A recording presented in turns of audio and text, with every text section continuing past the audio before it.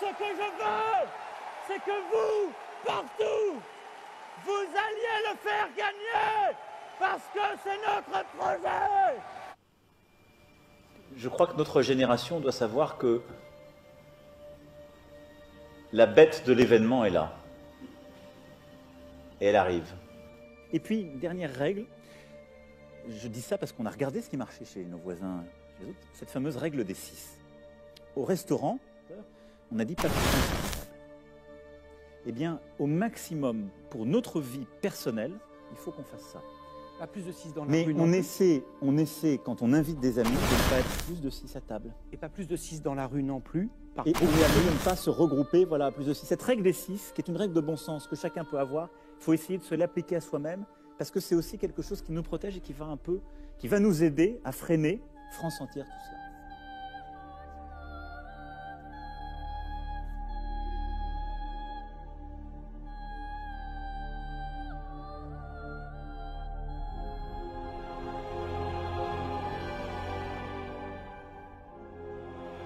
Est-ce que vous êtes en mission? Oui. C'est comme ça que je le vis. Je crois jamais avoir le sentiment que je faisais une carrière. Et depuis que je suis rentré dans le champ politique, je vis ça comme une mission. Il y a une dimension de spiritualité. Il y en a une. Et en tout cas, la conviction qu'il existe une transcendance, oui. Quelque chose qui dépasse. Qui vous dépasse, qui vous a précédé et qui restera.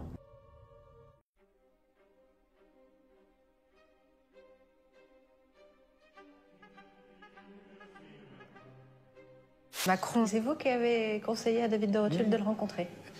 Non, il l'avait rencontré, mais je lui ai dit, il faut le prendre à tout prix. Mais pourquoi il faut le prendre à tout prix? Parce qu'il était exceptionnellement charmant et intelligent. Et que ce sont les qualités d'un banquier d'affaires. Un banquier d'affaires doit être intelligent, souple, rapide, et s'il peut être en plus charmant, parce que c'est quand même un métier de pute. Son métier de banquier d'affaires pour aider Macron à être efficace en politique. On y apprend l'art de la négociation.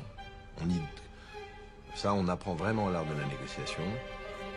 On est amené aussi beaucoup, et ça c'est, j'allais dire heureusement ou malheureusement, utile en politique, à communiquer, c'est-à-dire à raconter une histoire. Dans le jargon, quand on fait une opération, on construit ce qu'on appelle une equity story, qui est l'histoire qui va donner aux actionnaires envie de voter cette opération, d'acheter les titres ou d'apporter leurs titres. Donc on y apprend d'une certaine façon aussi des techniques pas de manipulation de l'opinion, mais un petit peu. Aux personnes à risque, aux plus vulnérables, aux personnes âgées de plus de 70 ans, je demande une vigilance accrue. Moins de réunions avec la famille, avec les amis, même si c'est un crève-cœur. Et le respect de la distanciation physique, y compris au domicile. Le port du masque systématique lorsqu'on se trouve à l'intérieur en présence d'une autre personne. Même un proche, même un enfant ou un petit enfant, c'est très important pour vous.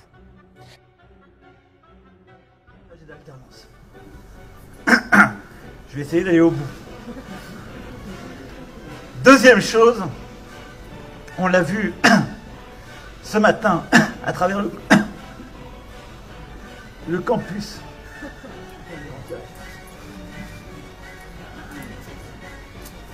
Il tient les distances, mais je pense que donnez-moi un masque peut-être plus léger.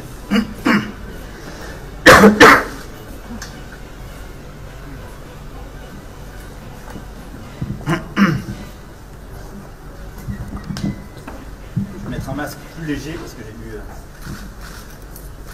absorber un truc du masque. Au cours de sa visite, Olivier Véran a également averti sur la dangerosité des ventilateurs en cette période de coronavirus. La climatisation, ça pose pas de difficulté parce que c'est de l'air brassé. et qui vient de l'extérieur, qui est renouvelé.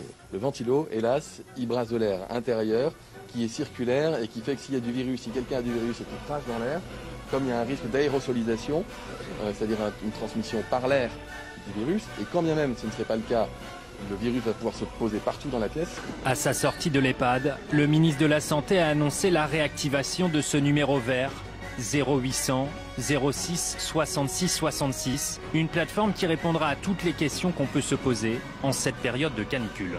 Nous sommes en guerre. Nous sommes en guerre. Nous sommes en guerre. Nous sommes en guerre. Oui, nous sommes en guerre. Nous sommes en guerre.